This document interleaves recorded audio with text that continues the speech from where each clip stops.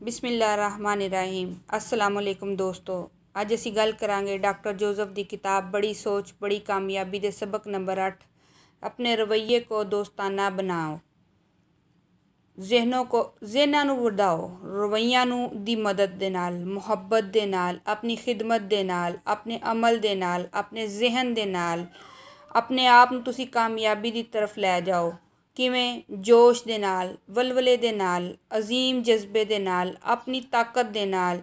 इन्हां चीज़ां दे बारे च सोचो जिन्हां दे बारे च तुसीं बिल्कुल दिलचस्पी नहीं रखदे, जिवें ताश है, जिवें म्यूजिक है, या जिवें कोई ऐसा खेल है जिंदे बारे च तुहाडे इलम दे विच कोई चीज़ नहीं हैगी।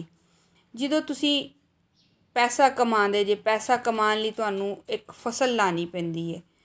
फसल लाउण लई तुहानूं पहले उनका बीज बोना पैंदा है। कोई भी काम जो तुसीं शुरू करदे जे, सब तो पहले उनका बीज लाना पैंदा है। वो बीज हुंदा है तुहाडी खिदमत दा, तुहाडे भरोसे दा, तुहाडे एतबार दा, तुहाडे अच्छे जज्बात दा, जिंदी मदद दे नाल तुसीं अपनी खिदमत दे नाल, अपने हालात दे नाल, अपनी कारकरदगी नूं बेहतर बनांदिया होया उहनूं तुसीं वधांदे जे, फैलांदे जे, ते उहदे तो तुसीं पैसा हासिल करदे जे। पैसा जिहड़ा इंसान जो हासिल करने लई दी कोशिश करदा है तो वह मेहनत करदा है। वो सोचदा है कि मैं किवें मेहनत करां कि मैं ज़्यादा तो ज़्यादा पैसा कमा सकां। वो अपने अमल नूं बाअमल बनांदा है, गहराई पैदा करदा अपने आप दे विच, दिलचस्पी पैदा करदा है, मालूमात पैदा करदा है, अपने अंदर जोश पैदा करदा है। हर खबर जिहड़ी है उहदे लई अच्छी साबित हुंदी जांदी है। वो उदों जदों अपने आप नूं कामयाबी दी तरफ ले जाण दी पूरी कोशिश करदा है।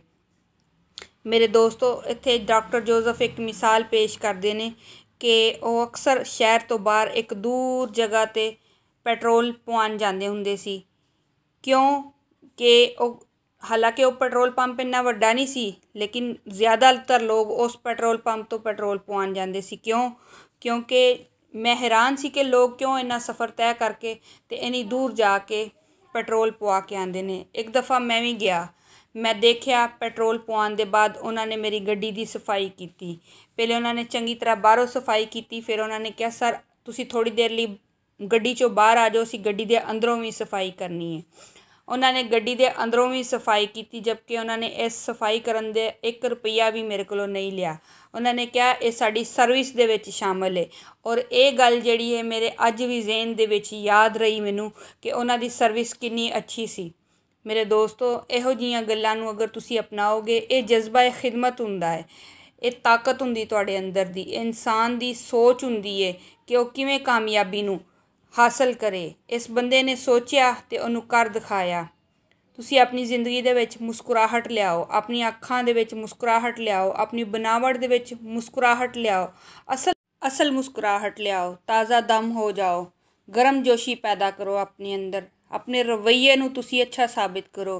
इंशाअल्लाह तुसीं कामयाबी दी तरफ बढ़दे जाओगे। मेरे दोस्तों, तुहानूं मेरियां गल्लां पसंद आईयां होण ते मेरे चैनल नूं सबसक्राइब, लाइक ते कमेंट जरूर करिया जे।